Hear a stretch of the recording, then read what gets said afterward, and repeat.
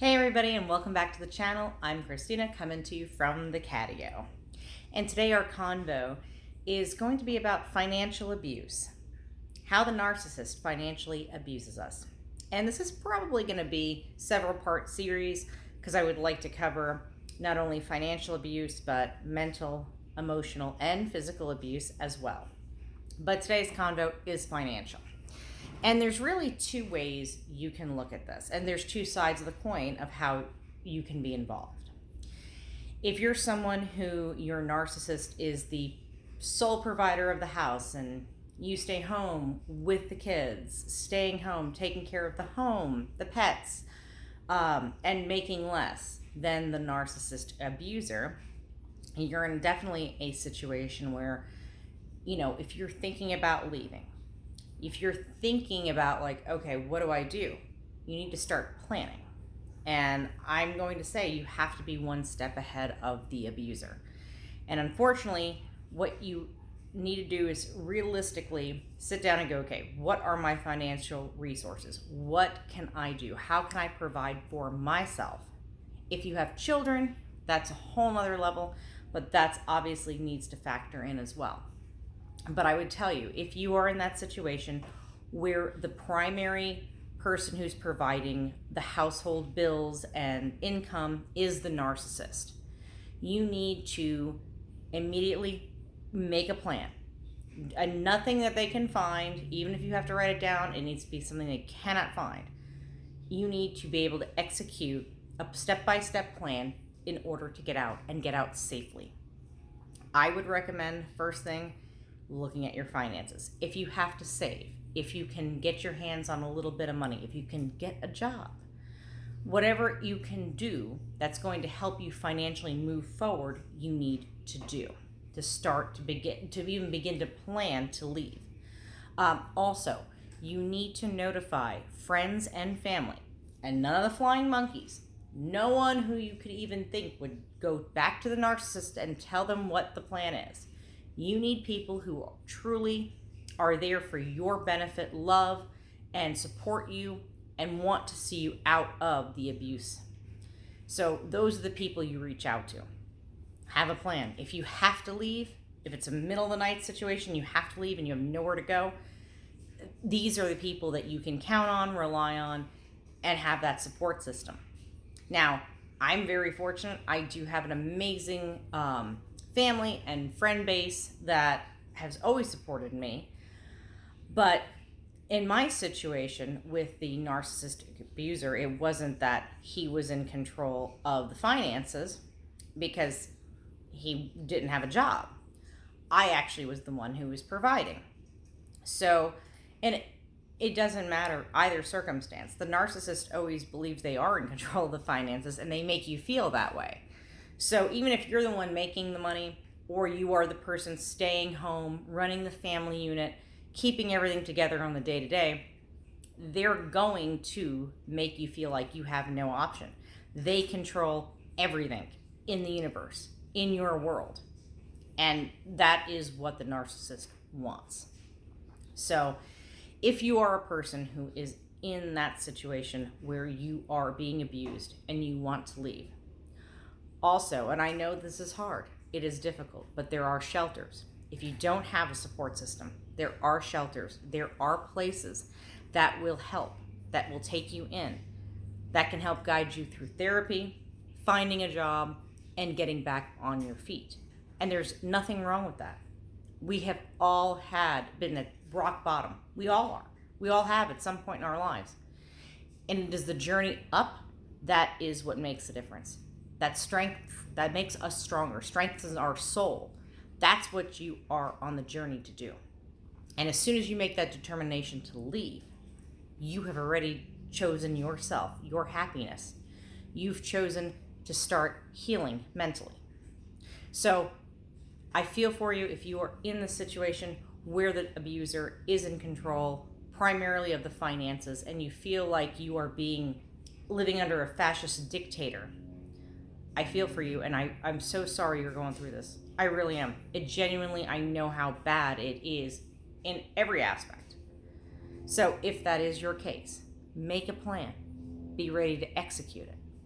and make sure you have family, friends, shelters, any sort of support, maybe possibly a church, any place you can go to seek refuge and assistance.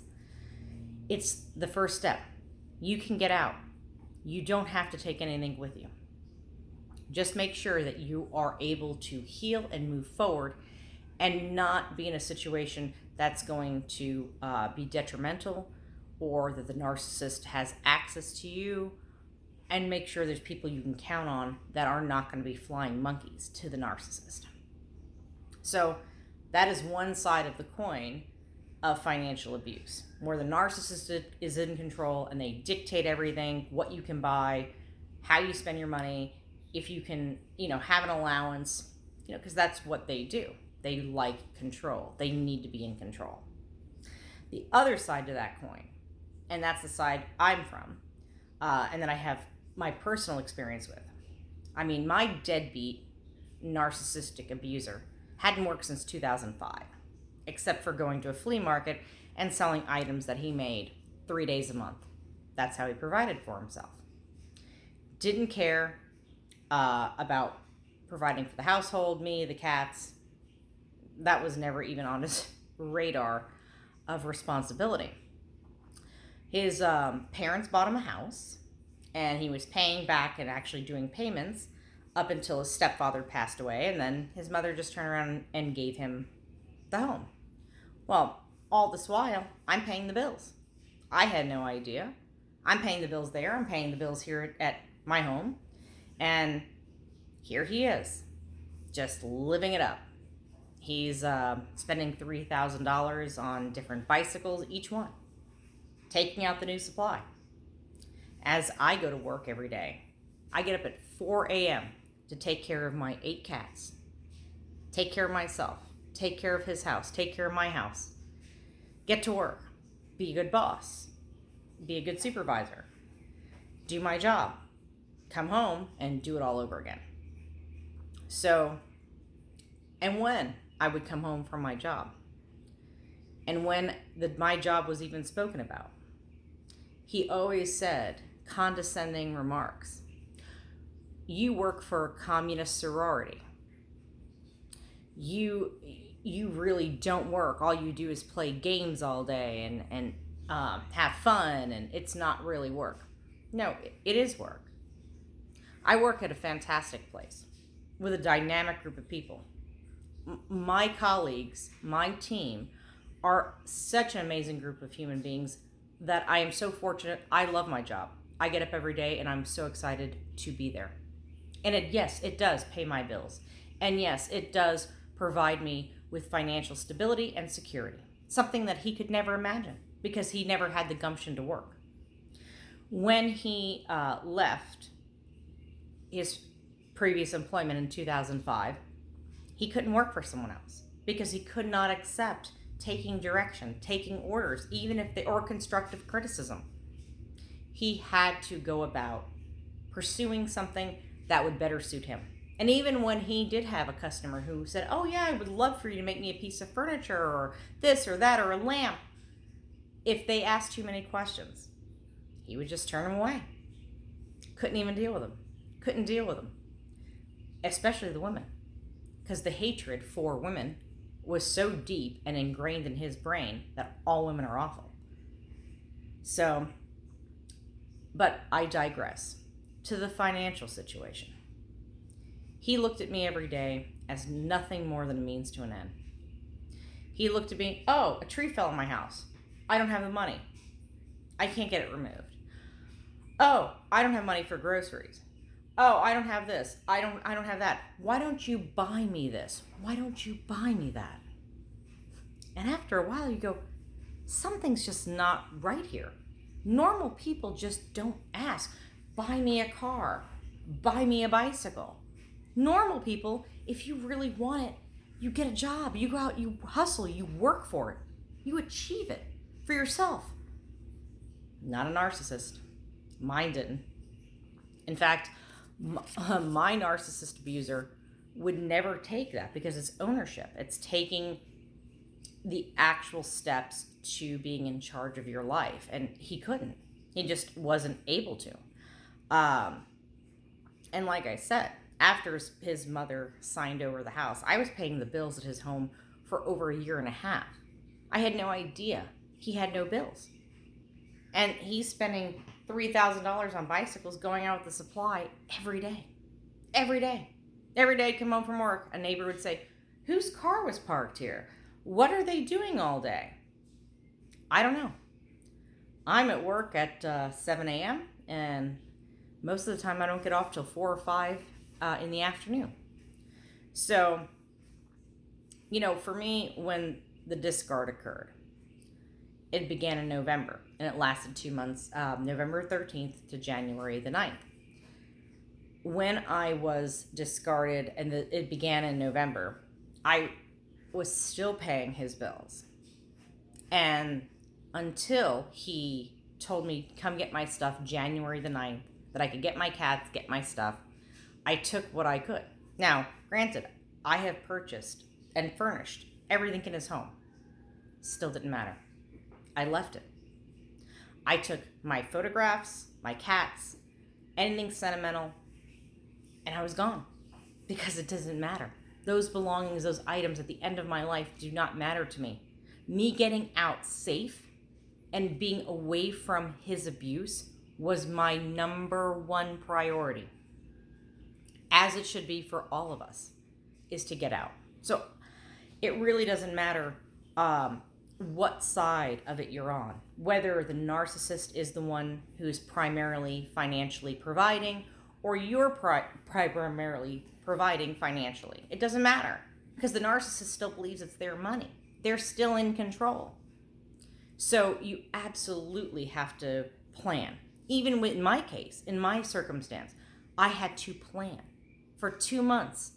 And thank goodness I was in therapy. Thank goodness my mind started to shift from, okay, I love you, I want to be with you, I'll do anything, to, oh my God, this is what you are. You're a demonic presence. You are a narcissist. And when I started educating myself about what they are, how they operate, that's when my mind shifted and was like, okay, now I know what I'm dealing with. I need to come up with a game plan.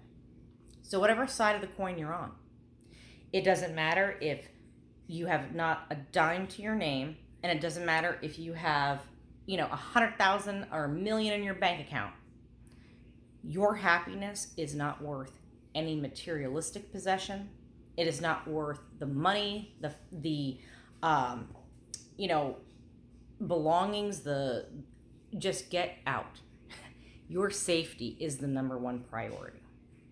And when someone is financially abusing you, that's never going to end. In fact, they will look at you as that's only what you are there for. That's the way I feel I was looked at for many years. And it actually wasn't until I was trying to put together his taxes that I realized he wasn't making house payments. I believe that's when the thought process of my discard actually began. Because I said, oh, well, if you don't want to owe the government because, this is just clear free cash, money for you, maybe you should start taking over some of your bills. The cable, the internet, the water, the trash, the electric, so on and so forth. After that, a month and a half later, I was discarded. I think even me saying something and approaching him in a nice, calm, with demeanor and manner, it would not resonate because he heard what a narcissist hears, which is, you're not going to pay my bills, you're useless now. Get out. Change your address.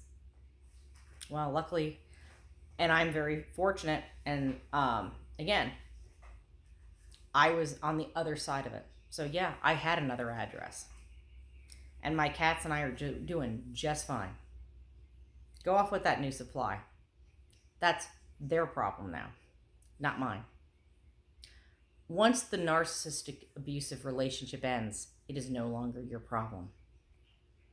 And yes, we are all, regardless what side of the coin you're on, whether you have not a dime to your name or you're in control of finances.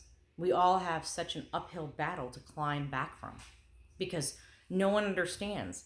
Normal people don't understand what this type of abusive relationship does to your psyche, to your soul. You are no longer yourself. You're not the version of yourself before them or during them. Now you're trying to build and figure out who you are since then, which is a shell of you're left with a shell of yourself, your former self. You have to rebuild everything. So most people don't feel that financial abuse is something that is a prominent factor, and I truly do. I truly believe financial abuse is just as hard and damning to deal with as mental and emotional and physical. Because taking years to recover from financial abuse, taking that hit, no one knows what it's going to do to you. You can't plan the future. You don't know what's going to happen to you in your circumstance. So you have been putting all your resources into one person, or you've been allowing somebody to control everything for so long that you haven't taken that ownership. Either way, this is our time. We get it back today, starting today. Start as soon as you can. Whether it's saving and having a little stockpile of cash, whether it's saying to yourself, okay, I'm contacting my friends, my family, who I know I can trust, having that game plan, because they are out to destroy us.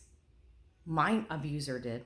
He destroyed me every way possible, financially, mentally, emotionally, physically, and he enjoyed every moment of it. And when you realize that this is not a person, these entities, demonic presences, that's what they are. They don't care about you, about their family, about alleged friends, the new supply. They don't care about anybody but themselves. And the means to the end of how they get by in life. And don't be someone's financial punching bag. And don't allow someone to have control over you financially.